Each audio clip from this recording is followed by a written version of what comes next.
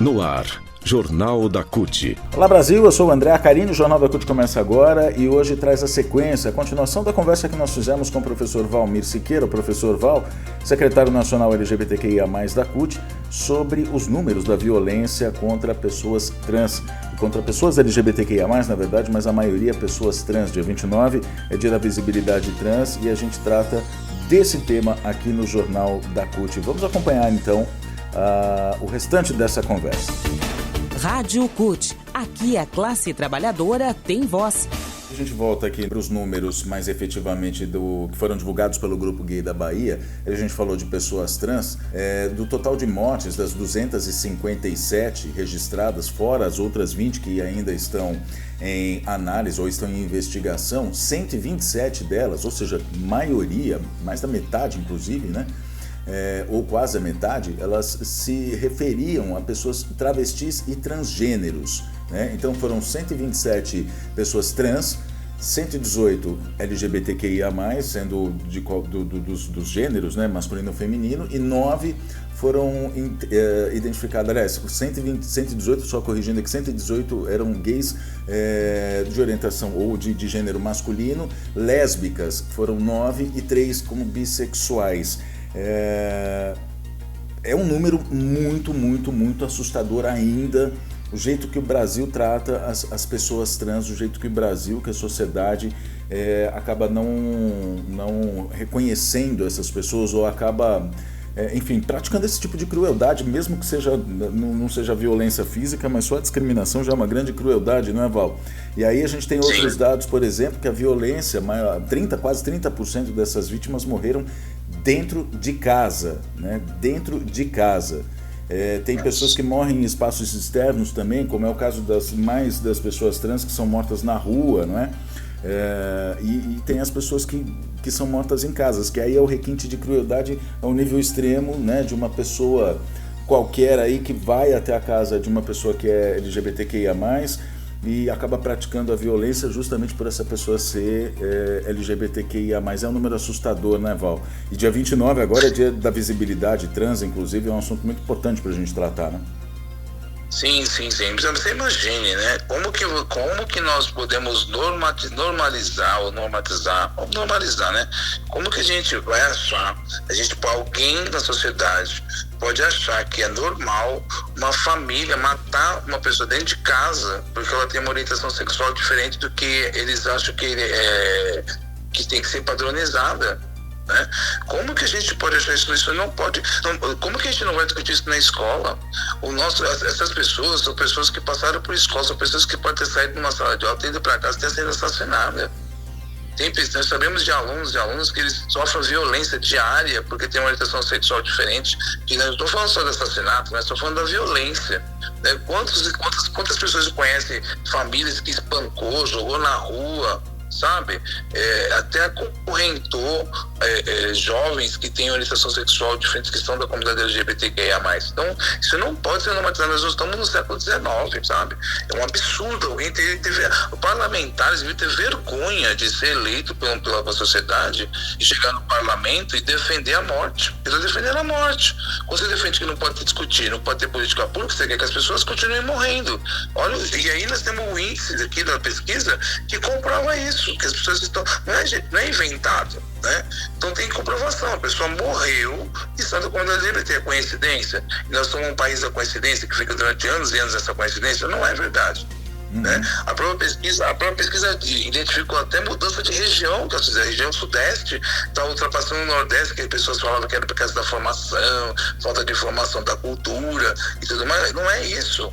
Não é isso, está provando que não é isso. Aumentou os índices na região sudeste, por quê? Porque está mostrando que falava de escolaridade, não é essa a questão. É questão de formação, é questão de família, é questão de sociedade. Exatamente. Então, aí você me permita só fazer uma parte aí que eu acho que é importante a gente citar que maior parte das pessoas conservadoras, e o próprio resultado da eleição de 2022 já provou isso, né? A maior parte das pessoas conservadoras e preconceituosas, enfim, que tem uma tendência ao fascismo, justamente se concentra nessas regiões, né? Aí São Paulo teve desses casos todos, teve 34 mortes, Minas Gerais teve 30, né? Rio de Janeiro com 28, Então, assim, são 3 estados que, se você for ver o resultado das eleições, foi onde justamente o candidato Jair Bolsonaro, então o candidato Jair Bolsonaro, teve mais votos. Ou seja, aqui na região sudeste se tem uma maior concentração de pessoas que realmente são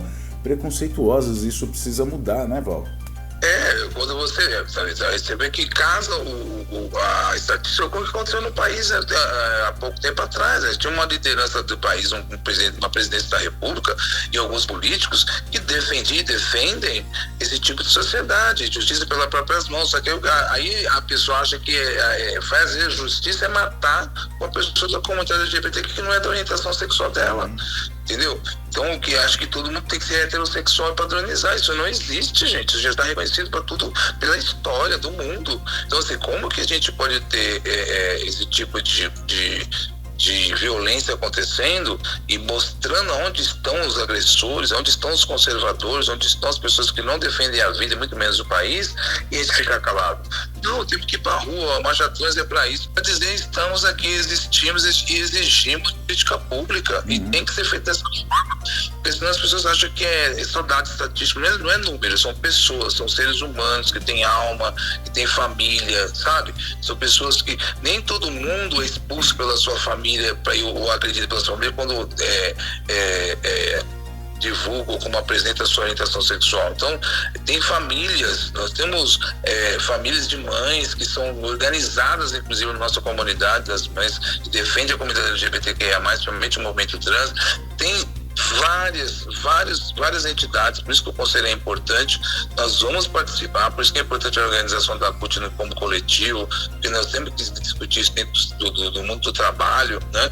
Então, assim, é para ontem, né? A gente não pode esperar. O Brasil precisa sair dessa estatística de violência, precisa sair desse primeiro e segundo lugar, que só alterna entre primeiro e segundo lugar. Então, nós não podemos achar que é normal assassinar as pessoas, certo. Sabe? Pena de morte no Brasil não existe, inclusive, né? Nem pensando como esses conservadores pensam, há justificativa, né?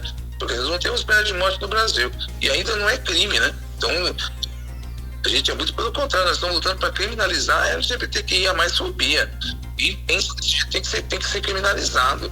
Porque você não pode defender a morte num país como o Brasil, que tem uma Constituição que preserva a vida, né? E preserva a vida e exige política de Estado para todo mundo, para todo cidadão e cidadã. É isso que tem que ser colocado, né? Exatamente. E para quem reclama desse tipo de reivindicação da população LGBTQIA+, a gente só diz o seguinte: essas pessoas estão morrendo apenas por ser LGBTQIA+.